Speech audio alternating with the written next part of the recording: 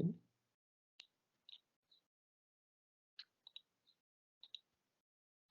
So in the last lecture, we said that we defined what is a control volume. We defined what is a control surface. So control volume, control surface, and then we defined what is a system. This is something that we have been talking about in a lot of our previous lectures as well.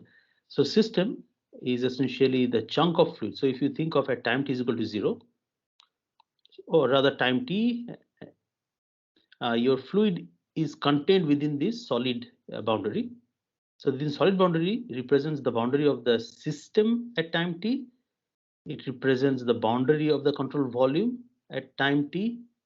Whereas after some time, the system has moved to this new location given by the the dotted line at time t plus delta t, because you remember the system is moving, whereas the control volume is stationary.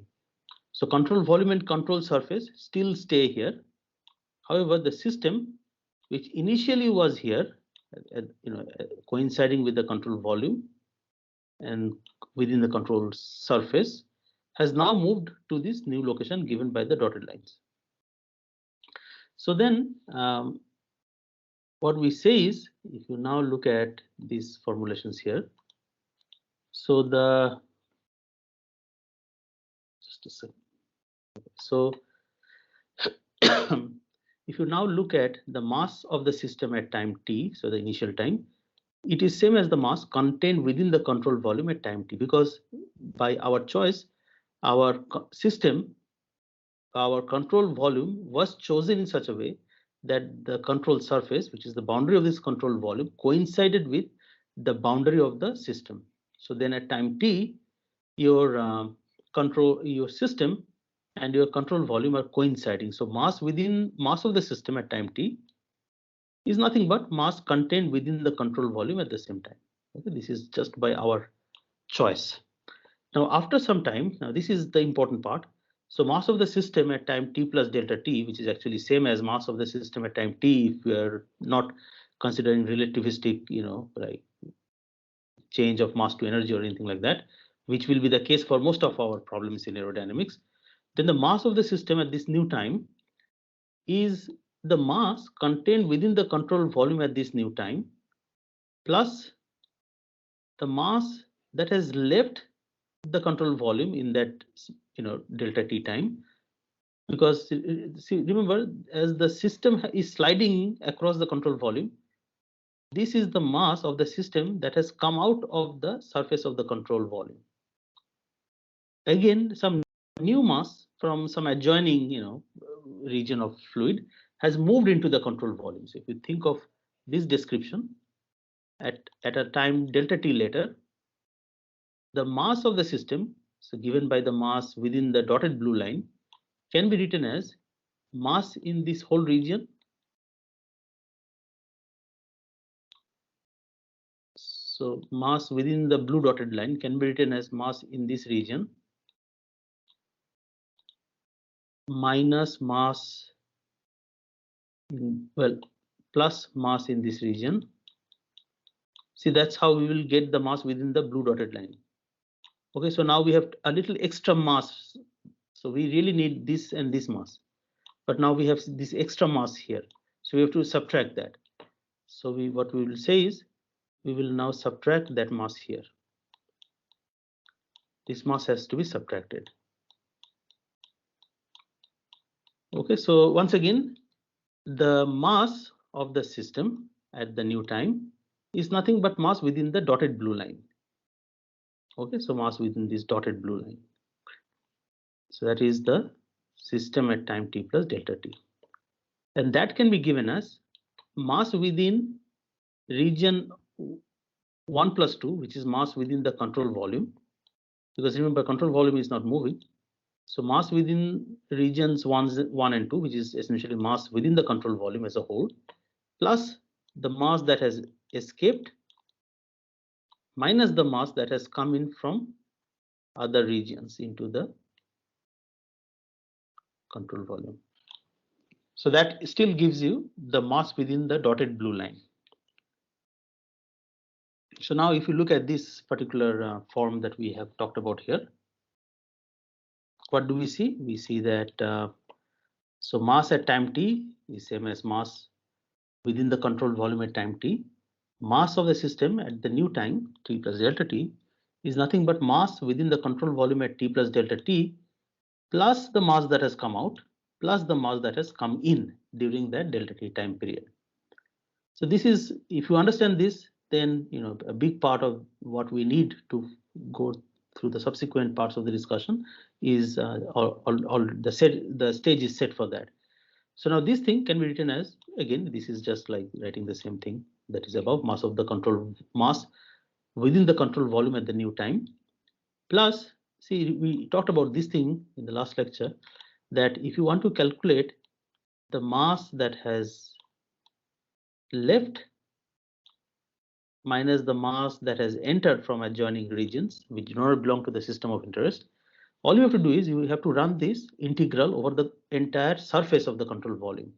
So you have to run this surface integral over the control surface. So control surface is nothing but the surface of the control volume, and we said that the surface of the control volume is, it's not deforming and the control volume is not moving. So thereby what you can do is when you do u dot n, n is the surface unit normal. Okay, so this is of magnitude 1 and it is directed normal to the surface, because if you think of a volume with the surface, locally the direction of the surface normals will change depending on where you are taking that delta s, and then if you integrate this u vector dot n, so n is outward positive. Okay, so it's directed outwards. So in regions where your flow is leaving the surface, your u vector and n vector are similarly directed. So this becomes a positive thing. So then if you multiply, so this is the volume. So if you multiply, see, this is some sense of length with a vector, and this is velocity. So it is essentially giving you the volume rate at which flow is moving out of the control surface. When you multiply it by density, it gives you the mass flow rate going out of that area ds. In regions where u vector and n vector are oppositely directed, so essentially the regions where you have influx, this becomes negative and it automatically takes care of this negative sign. So you don't have to explicitly write the positive and the negative signs for the outflux and the influx of mass. So this surface integral, by virtue of this dot product between the velocity vector and the surface normal vector. So remember that you have to find the velocity vector or rather prescribe the velocity vector at every small ds element on the surface. So you have to know what is the u vector at that region. You have to know what is the n vector at that region, and then you have to run that dot product. Once again, if the velocity is outwardly directed, so essentially giving you the efflux of mass, then this integral will automatically be positive. So taking care of this positive sign for the outflow of mass, and it will automatically be negative for the inflow of mass. Okay, because remember, this is a dot product, and if u and n are oppositely directed, it becomes a negative sign. Now this is about mass. Okay, and once you understand mass, the momentum of the system and the energy of the system can be similarly described. For example, momentum of the system at that time t. Okay, let me just refresh this page. Okay, now look at the momentum of this system. So momentum of the system at a time t, so the initial time, is same as momentum contained within the control volume at time t. Okay, so if you measure the momentum of whatever fluid is there within the control volume at that initial time, that is same as the momentum of the system at that initial time, because it's common sense almost that whatever is inside the control volume belongs to this system. Now momentum at a time dt later. Now this is interesting to note that while mass at time t and time t plus delta t would remain the same for our applications, momentum of the system can change. Okay, you understand that if there are forces, unbalanced forces on the system, then the momentum of the system at t and the momentum of the system at t plus delta t would be different. Now, momentum of the system at the initial time is same as momentum of the fluid contained within the control volume at the initial time. Momentum of the system at a time delta t later is given by momentum of the fluid within the control volume at this delta t plus, now this is the important term. So here what we are saying is momentum at the new time within the control volume plus the momentum that has left the volume minus the momentum that has entered that control volume from a region that does not belong to our system. Okay, so that is the important thing. That is, in the new instance of time, if you are focusing your attention on the control volume, a part of the system has slided out of it. So some momentum along with it has gone out of the control volume. And then the region where the system has unoccupied because of its movement, that region is going to be filled by mass from some adjoining region that does not belong to our system. And along with that mass, some momentum, some energy will also be carried in. So to find the momentum of the system at the new time, we can use the momentum of the fluid within the control volume at the new time, but we need to make these adjustments that we have to add the momentum that has escaped and we have to subtract the momentum that has entered the control volume surface, which does not belong to our system. Okay, otherwise we will be over predicting the momentum of our system. So total momentum within the control volume at the new time plus the momentum that has escaped that belonged to our system. And when the system has slided through the control volume, a part of fluid from adjoining areas have moved into the control volume through some control surface areas. So that has to be removed, that has to be subtracted. So now here you see that this is same as this thing. So that gives us the mass flux and we have multiplied it by the u vector. So essentially giving us the momentum flux. So you have to do this thing at each and every point on the surface of the control volume and then integrate it over the entire control surface. Okay. And of course, the dt element is also there. Because if you remember, your dv out and dv in can be written as this. So this is the rate at which these things are happening. And if you try to find how much within that interval delta t, you multiply it by the dt. So this gives you the rate and this gives you the time interval over which you consider the rate. So overall it gives you the total amount of volume of fluid that has left this region. In this case, we are multiplying this volume of fluid,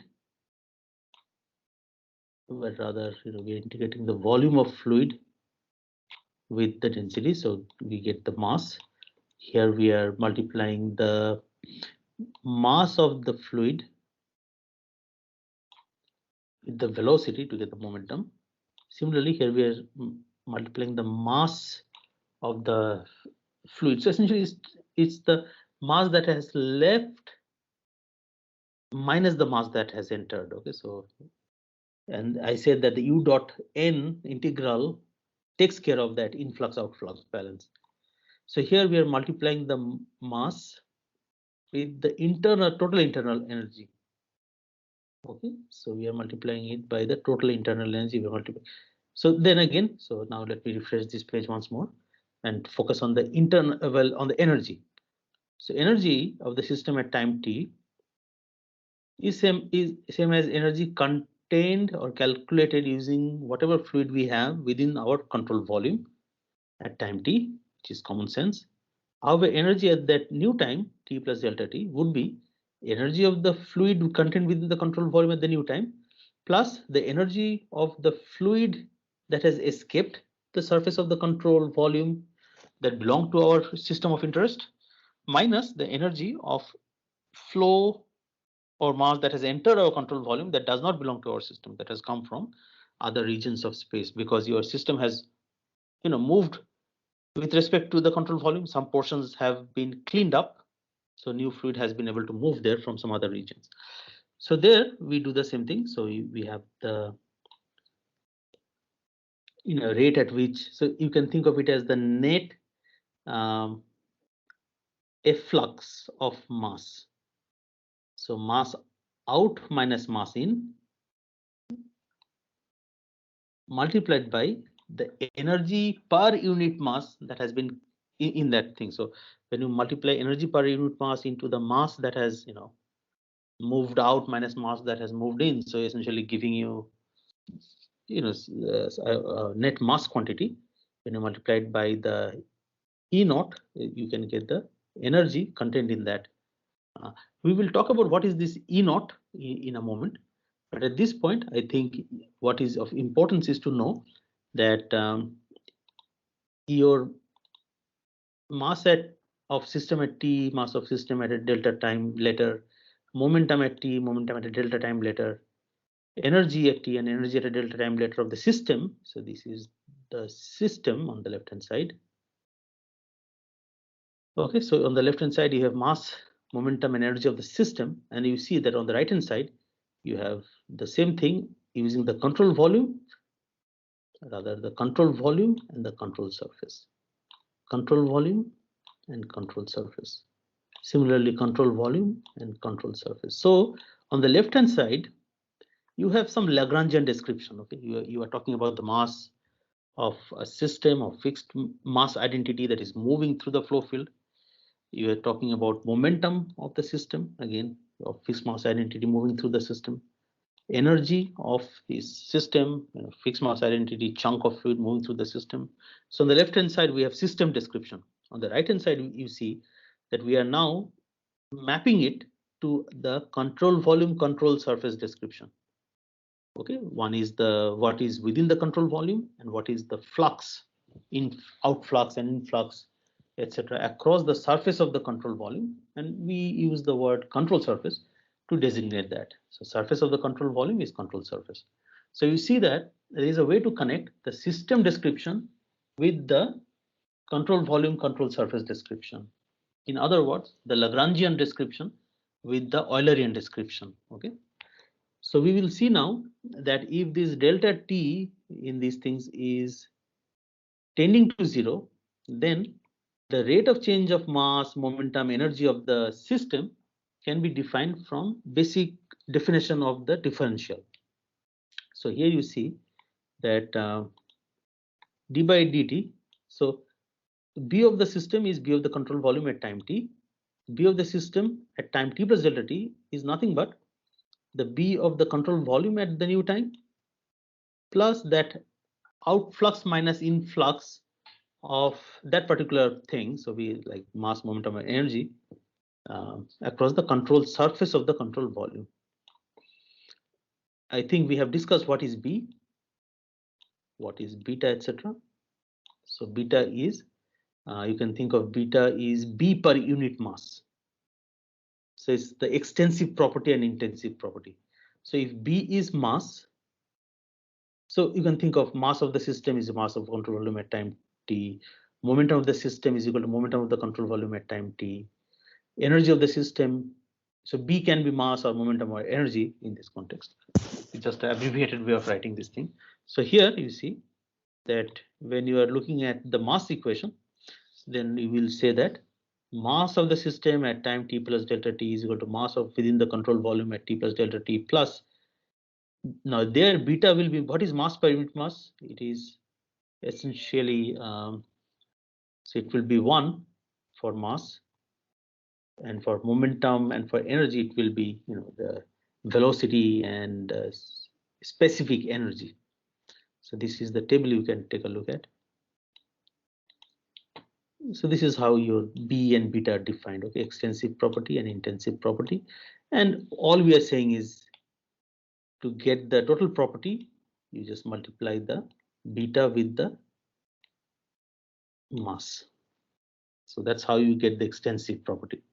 If you know the property per unit mass, so that is beta, intensive property, and then you know what is the mass, then you can get the what is the extensive. So this is just like this is per unit mass. If you multiply it by the mass, you can get to this one. So this is just a short form of writing this thing. Now this is what is the important step here. Now if you know what is your this property at time t of that system, and you know what is that property of that same thing at delta t later, what if you recall the definition of the time derivative, all we have to show is that limit delta t tending to 0. So this is the requirement. So you evaluate, if your B is mass, then you say mass of the system at time t plus delta t minus mass of the system at time t divided by delta t. If P is momentum, then you say the rate of change of momentum. So the rate of change, the time rate of change of momentum. Actually, if you have to remember that this is the total derivative because we are looking at the system. So we are moving with the system. So delta t tending to 0, the property of the system at the new time minus property of the system at the old time, property can be mass, momentum, energy, etc., divided by the interval of time. And then when delta t goes to 0, you can replace this delta with this d, and you get this form. But remember that each of these things, so this thing, remember we in the previous slide, even in this slide we have it. So B of the system can be replaced by B within the control volume. Similarly, so this can be replaced using this equation. Say we call it equation 1. So we can use equation 1 in this one to transform from the system description to the control volume, control surface description. Similarly, we can use this form 2, okay, to replace the system description. So replace the system description with the control volume, control surface description.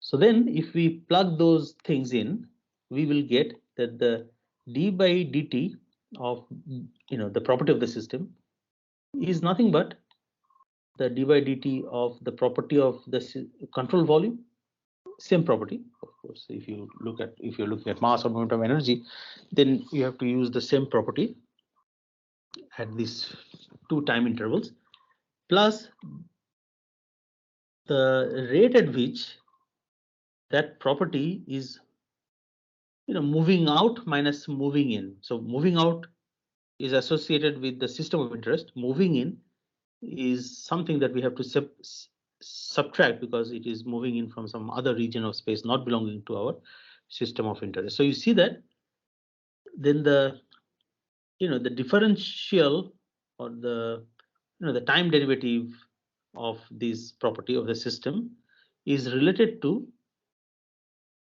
a time derivative of the property within the control volume and the F flux, or other F flux in the sense per unit time of what is going out minus what is going in for that particular property. So if your B is mass, so you are saying, okay, my d by dt of mass of the system is nothing but my d by dt of mass within the control volume that I'm looking at, plus the flux of, so in this case beta is 1. If you're looking at when B is mass, beta is equal to 1. So then we are looking at rho times u dot n dA over the internal control surface. Remember, if u and n vectors are similarly directed or oppositely directed, it controls the sign of this integral, and thereby you get the net mass. So mass out minus mass in, okay, per unit time.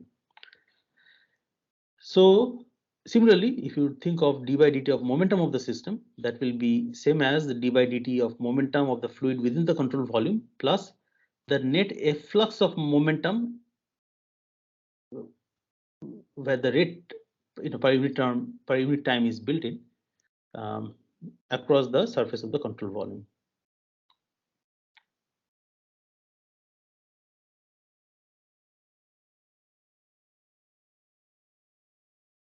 Okay, so then what we have is the d by dt of the B of the system, or the property of the system, is d by dt of the property of the fluid within the control volume plus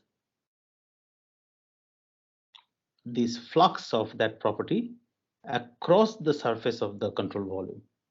So essentially, if you want to find, for example, the forces acting on a chunk of fluid, if you remember, when we derived our momentum equation in the differential form, we took a rectangular parallelopiped geometry dx dy dz. We said it's a Lagrangian element, although infinitesimal, and we said, okay, the momentum or change of momentum of that element as it moves through the flow domain is related to the forces on that one. So if we remember, we did all the force, the free body diagram kind of thing. We took the differential element, we drew the pressure that will create the normal forces. We did the stress tensor, the tau xx, tau xy, and all those things. So it's almost the same thing. So if your B is momentum, so the change of momentum of the system, which is given by the forces acting on this system, on the left hand side, on the right hand side, this change of momentum can be evaluated. So if you want to evaluate the change of momentum of that system, which can be infinitesimal, as we have seen in the governing equations in differential form for momentum and energy. However, here we are considering a finite. It's not necessary to be finite, but for the sake of some convenience, we are not restricting ourselves to like infinitesimal volume. So our control volume here can have some finite shape and size that coincides with the system at that initial time. And we are saying that your d by dt of, say, the momentum of the system can be related to d by dt of momentum within the control volume and the flux of momentum across the control volume surface, control surface. Now, this above expression can be written as d by dt of this beta times, so this is just the mass, and this is, remember, this is the connector, this is the property per unit mass. So then, to get B, that property, which, for example, B can be mass or momentum or energy, all you have to do is multiply that corresponding intensive property with the mass, well, in this case, the differential mass element, and then integrate over the entire control volume. So d by dt of BCV can be written as d by dt of volume integral of beta times rho dV, where V here is volume. So dV is elemental volume, plus CS times this expression, which just follows from the above expression. Now, Reynolds Transport Theorem allows us to bring this d by dt inside this integral, and without the addition or inclusion of any extra term in this next step, given your control volume is stationary and its boundaries are fixed in geometrically fixed. Otherwise, some extra terms, forcing terms, etc., will need to be added. But however, in whatever we are doing, we are going to assume a fixed control volume with a fixed geometric definition, and hence this this you can bring the d by dt inside without any further manipulations.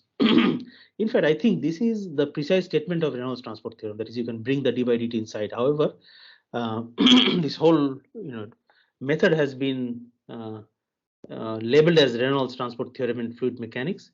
So for people, I think, who come from mathematical background, they wonder why this whole thing is called Reynolds Transport Theorem, when all it really is saying is you can you go from here to here by, if your CV and your CS are fixed in space and of given geometric definition. But nonetheless, you see that the powerful message here is d by dt of a property of the system can be related to d by dt of these within a control volume and the flux of that property across the control volume.